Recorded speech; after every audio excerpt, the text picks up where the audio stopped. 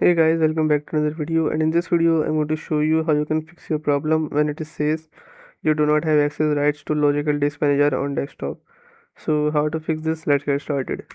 First, open control panel, and in control panel make sure it is selected on category. Now click on change account type, enter your password, and then hit and then click yes. After this, you have to turn this local account to administrator account. How to do this? Just double click on this and then click on change the account type. Then click on administrator and then click on change account type. After this, you can see before it was local account and now it is administrator.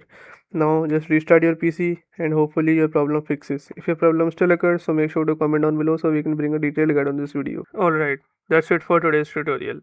I really hope this video helped you solve your problem or learn something new about your PC. My goal on this channel is to make everything about computers simple and easy, whether it's fixing errors, downloading software or any game, boosting performance of any Windows or any game, or understanding new tools. If this video was helpful in any way, don't forget to hit the like button because it really motivates me to keep bringing you more useful content.